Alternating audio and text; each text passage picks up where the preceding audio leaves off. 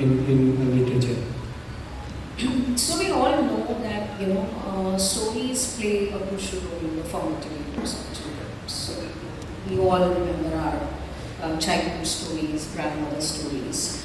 Now what happens is that this is the same philosophy that we need to really make sure.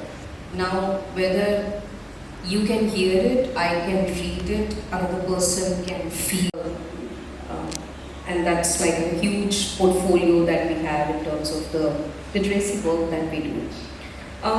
Some of the experiences that we try to bring in is through the writers who have these special needs, and I will focus on special needs, not the abilities here, because they are writing them through their experiences, and that's an important aspect.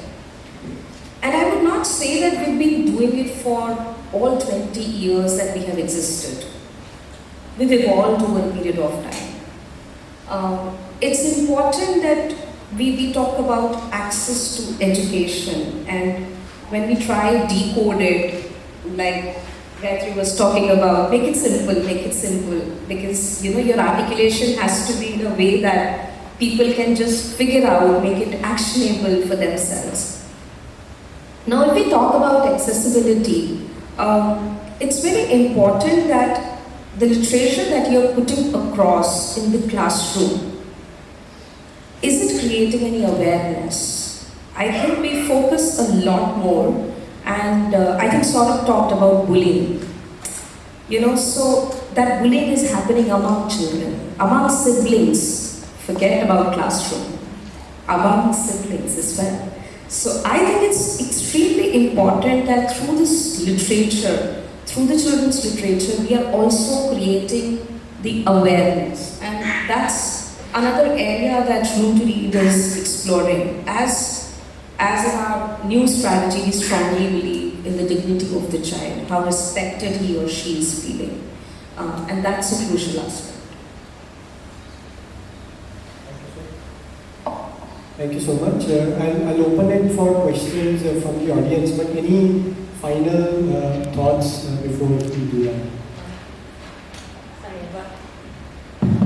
I just one thing to say. I think a lot of, sitting here, I've been learning so much from the other panelists, but I think a lot of people in this room are not going to disagree with anything that's said.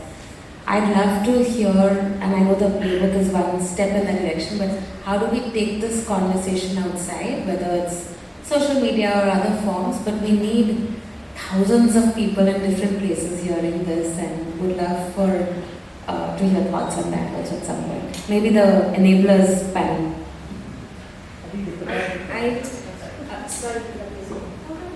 No, I wanted to just build upon Sunisha's point, when she said that foundation literacy got its space because of some efforts, and rather a lot of efforts, I would say. Why it got its space? Because the governments or the stakeholders realized the economic sense it will make. And I think somewhere, as practitioners here in the room, we will have to put that agenda across to the stakeholders to ask this question, that how this percentage, even if it is small, it's not small though, but even if whatever percentage it is, what economic loss the country is making. So I think till the time we are not connecting these dots, we will continue to be in this space. So that's my final point.